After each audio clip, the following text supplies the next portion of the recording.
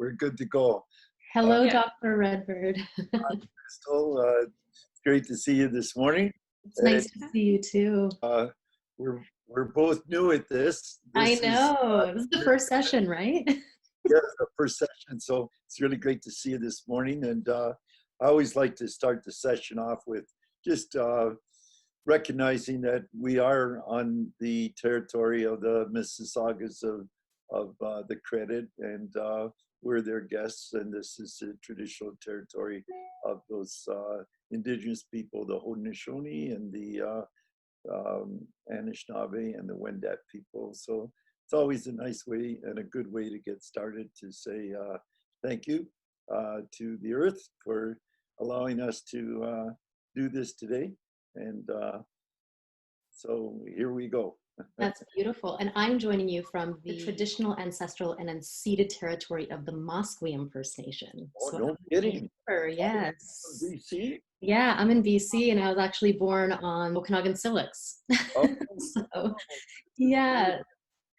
I was it's been a long time since I've been to British Columbia, but back in the 60s and 70s, in the early days of the sort of the American Indian movement days, when we were young people like you out fighting the good fight in British Columbia, and I had a very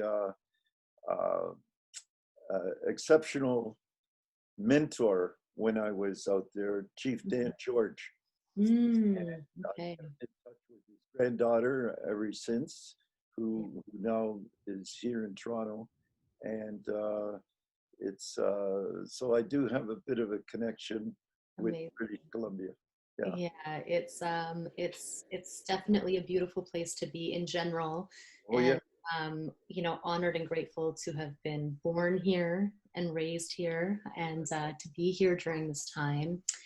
And, you know, I'm so honored to also have the opportunity to speak with you, and, you know, having seen some of your work, and I'd love to just jump in and ask a few questions about, Absolutely. you know, about especially with the current state of the world and like where we're finding ourselves at this time. And kind of one of the talks that I was watching the other day was you were speaking about motivators, the motivators that get us out of bed in the morning, you know?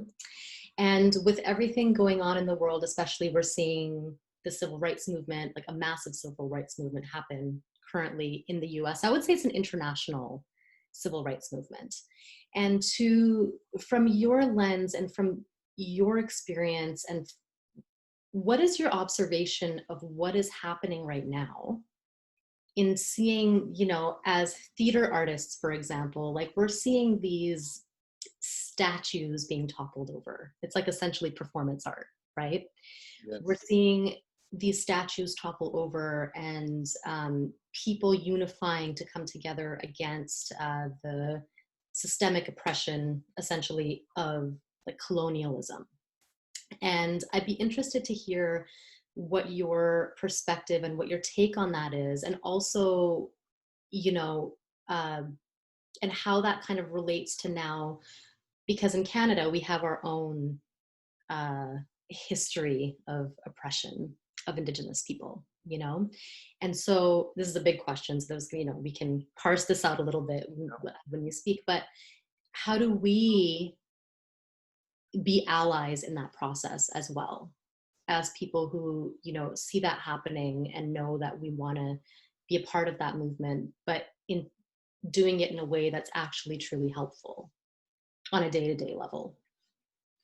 So is the question you want to know how Indigenous people can ally with the civil rights movement and the people of color and the Black people who are seeking equity?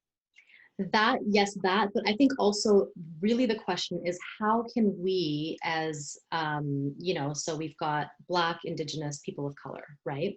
How can we as people of color be allies to Indigenous people in this country while witnessing what's happening in the US?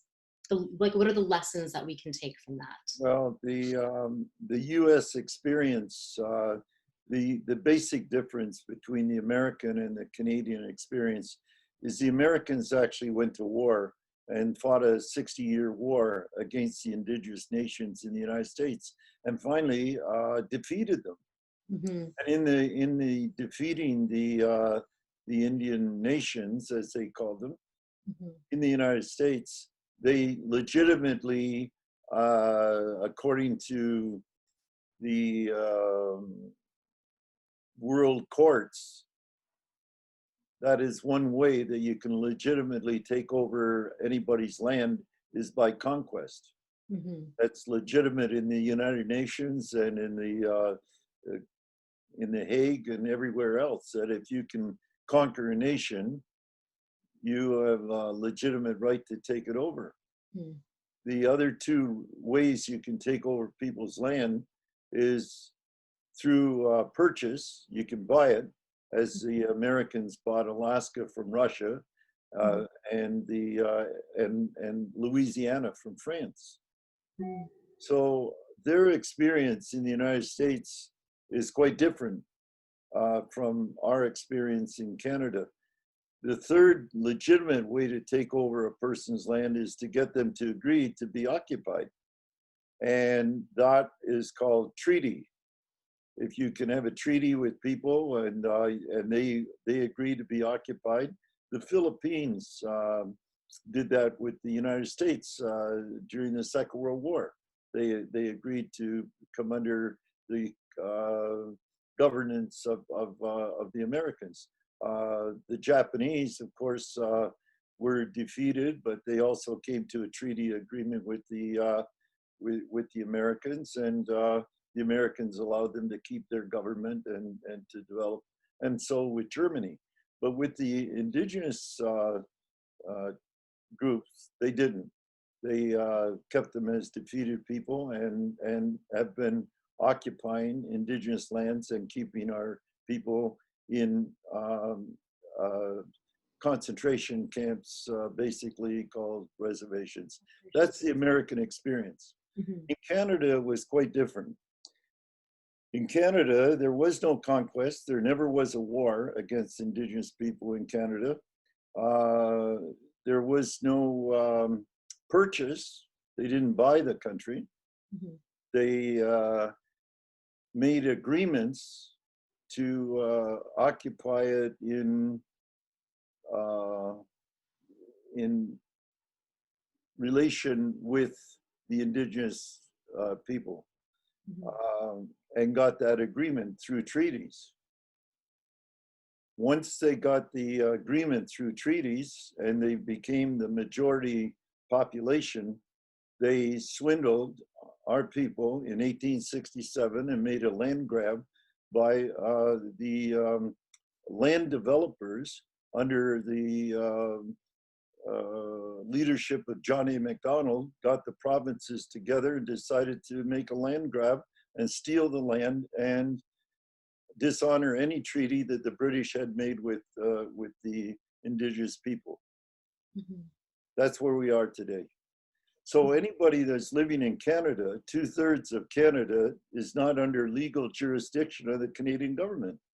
Mm. However, the people that arrive here, whether black or people of color, unless they have a family relationship with the Indigenous population, are occupiers as well. Right. Unfortunately. Yeah. And so the Indigenous community has always invited sharing of the land. Mm-hmm. But we didn't invite being occupied by a foreign colonial government. Mm-hmm. So everyone that comes here and pledges allegiance to the Canadian government and stands up for God Save the Queen and all of that other, they become members of the colonial occupation. Right. Mm-hmm. Now, they find out that a colonial occupation may be less arduous than the colonial occupations they came from. So it might be a little better for everyone that's here because they have certain freedoms here that they don't in their own homelands. Mm-hmm. However, they begin the process of demanding greater and greater rights under the Canadian Constitution. And they fight for equity with who? With the colonial powers. They want to be like the colonial powers. They want to occupy the same chairs as the colonial powers have occupied, but they are not working on behalf of marching to demand that the Indigenous people be invited into Confederation even, which we were left out of in 1867. Mm-hmm. So although we as Indigenous people appreciate the Black and the people of color who see the injustices that are delivered to our people, and it's always good to have allyship in that respect. But what we're seeking, and what the Black movement and the people of color are seeking, is two different things. Yeah. We're seeking self-government, self-determination, our own land back. Mm-hmm. And that isn't what the other groups are seeking. Right. So we don't want assimilation. Mm-hmm. And yet everybody that comes here from other countries desire assimilation and are seeking assimilation on what they call equity. Mm-hmm. That's not what we're looking for. However, we support, and I always support, any injustice that takes place anywhere against anybody on any level. Mm-hmm. But we have a different lens, right, when it comes to these issues.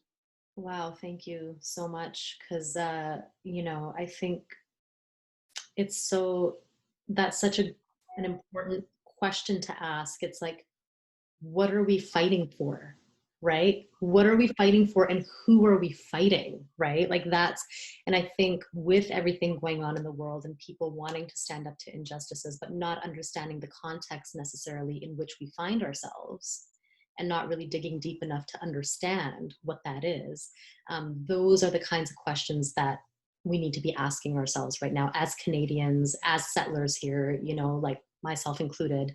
And it's, I guess this then leads into my next question around, this is more of like a spiritual kind of question. When you are of the community of that has been so oppressed and taken advantage of, and, you know, always standing up, you know, for your community and wanting justice to happen, or not, I don't even want to call it justice. I feel like it's not justice, because there is no justice in this situation. That's right. Justice is defined by the occupiers and the colonial powers. They determine what justice is. Mm-hmm. But if you look at the way the universe functions, the universe doesn't function in the laws of nature are we're all subject to the same law. There isn't some of us who are less worthy of the sunshine or clean air or what nature has to offer us. And certainly what has happened in terms of equality, the dominant culture now is finding out what real equality is. Everybody gets the COVID-19 virus equally with everybody else. Yeah. And so now that knapsack of privilege isn't a face mask for the dominant culture anymore. That knapsack of privilege isn't a face mask for the dominant culture anymore. That's right. Um, yeah. And it won't become the face mask for anybody here who's marching in the streets desiring their own little knapsack of privilege. Mm. It's not going to be the same. The only safety net that everyone in this country has is to re-engage with nature in a Mm. beautiful way that has that nature was a gift to us by the universe. I call it in the blink of an eye with the Big Bang. If we go with that theory, Mm. the blink of an eye, the universe was delivered to us, and it was taken away from us with the stroke of a pen by all the politics and the lawyers and the people who use the literate capacity to write things down and chip them in stone or in papyrus or on paper, that we are in bondage to the writings of people who have long since gone to their reward in heaven or hell, wherever it is, Mm. and we are still subject to it. Mm. It has to change. And your generation is going to be the generation that changes it, because you have a new tool. It's called the click of a mouse, Mm. and we're using it right now.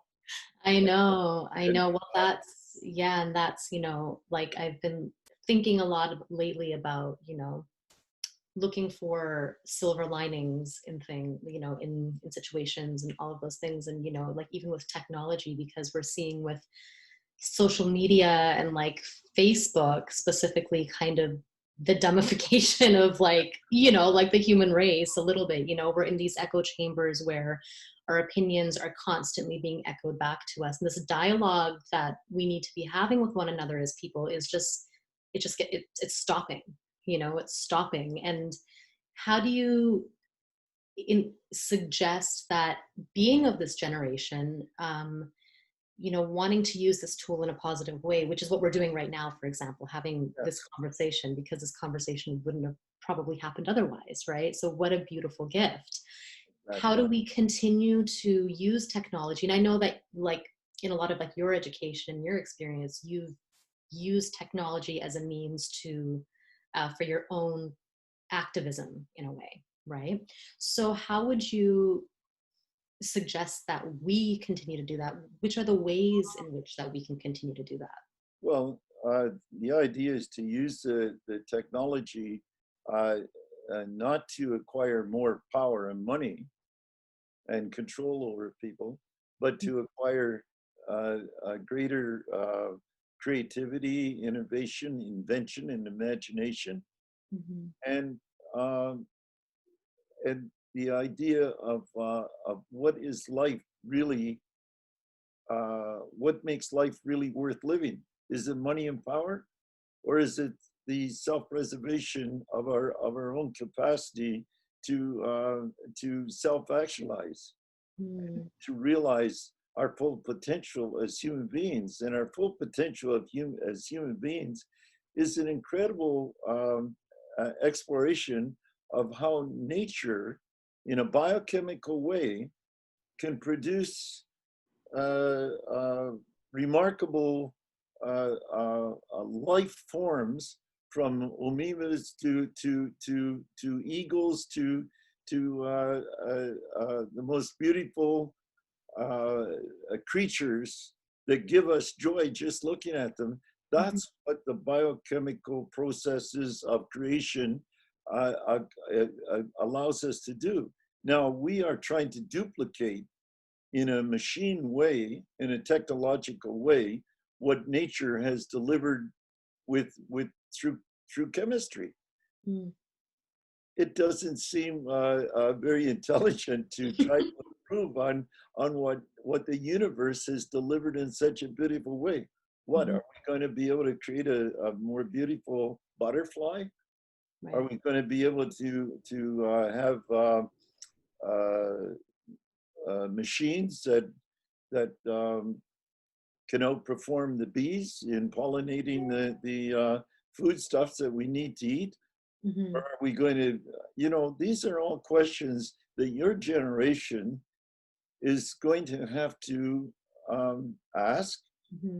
uh, and have a dialogue and Mm-hmm. and uh, and seek wisdom from, well, the best you can from my generation, as long as we're around. Absolutely. And the other side is the Indigenous experience of Mm-hmm. having at least 30,000 years in the Americas, and much longer if you study the archaeologists and anthropologists who have discovered that there was life on this part of the world over 100,000 years ago. Mm-hmm. Now, human beings have existed on the planet Earth, according to the scientists, about 2.5 million years. Well, in most of that time, except for the last 3,000 years, we did it very well. We survived, and without all the so-called essential ingredients of civilization, which has been developed and formed by two motivations, money and power. Mm-hmm. So let's reduce our desire for more money and more power, and up the ante on self-preservation and romance, and we'll Well, be that's a what, lot happier. yeah. Well, that's what you were saying about the four like Yeah, motivators, and that you're right, like like the four being money, power, self-preservation, and romance. Romance meaning like it could be art, it could be arts, family, it could, family, all of yes, that. Yeah. yes. So in that romance of, like if that's, if we can switch ourselves to, making that the motivating factor, like let's say, because again, being a theater artist, and but also being a theater artist, recognizing that in this country that it's been in the context of colonial theater, so we're seeing all of these theater companies shut down and whatnot. So that's the question: what is art, what is theater, when we're not looking at it from a colonial lens? And I think that's why a lot of us are feeling at such a like so displaced kind of right now, because those structures that we've made our livings in, or built whatever you want to call it in, they don't exist right now. They've completely, so it's kind of recalibrating what is that relationship of being an artist in this world, what does that mean? Well, I'll give you an example of how the theater people have, have, have borrowed a feudal colonial environment in order to do their productions. Mm-hmm. And I'll explain how that happened. In an indigenous world, the center of all warmth and light was the campfire. And people sat in a circle around the campfire, and everyone had equal access to the warmth and light of the campfire because we were in a circle. When they took the campfire and put it in a wall called a fireplace, Mm-hmm. now they made the campfire the light and a theater. The little fireplace was a theater, and the people with rank and got the front seats, and the Exactly. people further away from the light and the fire had the cheap seats. Mm-hmm. That did not exist in Indigenous world. So when you go to a theater, the players are out there making plays about the against the colonial oppression, while they themselves have built themselves an environment, a fireplace called a stage, and an audience, and the ranked people are up in the front, and everybody else is at the back, and they don't seem to see uh, the difference. Yeah. That's Mm-hmm. what I mean. Mm-hmm. Because who is it exactly? Because that's been a big question in terms of artistic institutions in this country. It's like, who has access? It's people with money, and I guess money and power, essentially, right? Oh, And yeah. yeah, and so that is such a disconnecting. There's that disconnect there, and that system can only, you know, um, uphold for so long, and like we're seeing the flaws in it. We've been seeing the flaws in it, but I saw, theater in the round, mhm, where theater, the people in theater began to realize what they had done, right.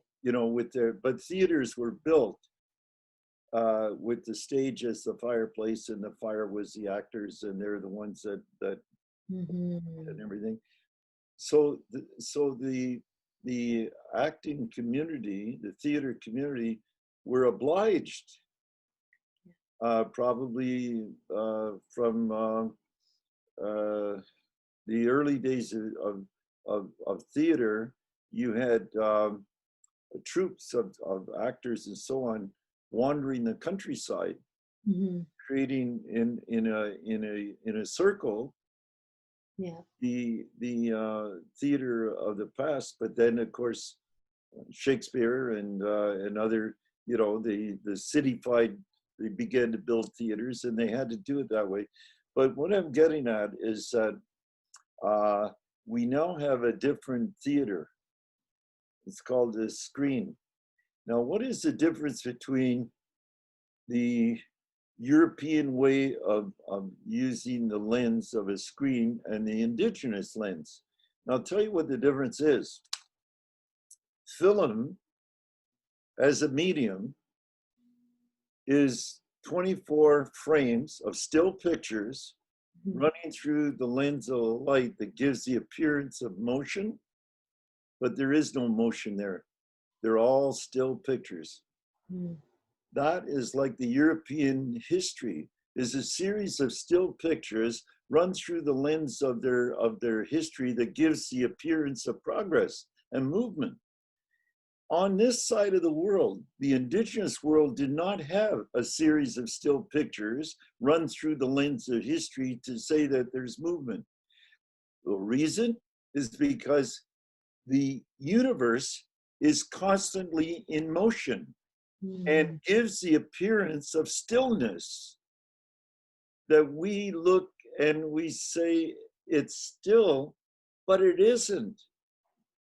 Everything is moving.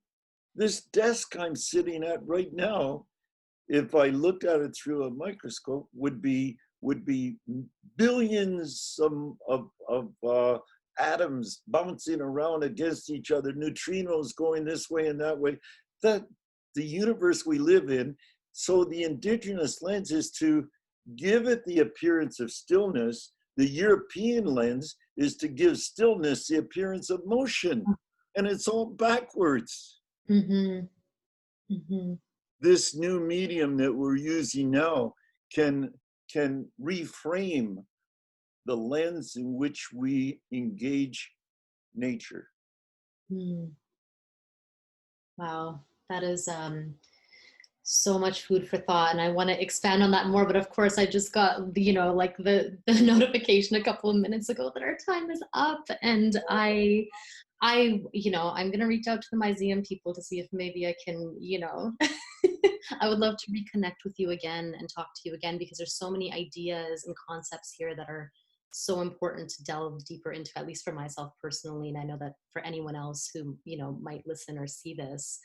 And I just want to say it's been an absolute honor to be talking to you for the last 20 or so minutes, and I've just learned so much. I'm going to have to go back and meditate on all of this and listen to it again several times. But thank you so much for sharing your time and your insights and your wisdom and your knowledge. And I really hope that we can reconnect again to talk. I'm sure we will. And in my language, we say megwich, which is thank you. Language, Yeah. language, language. Okay. Have a beautiful day. Okay. I leave the meeting. I think that's how it. Crystal, you can just click leave the meeting at the bottom right of your screen if you want to stay on. That'd be great. Thank you so much, Kathleen. This was amazing. I am so grateful. And we'll be in touch. Yeah, thanks so much for coming. Have a great rest of your day. Thanks. Bye. All right.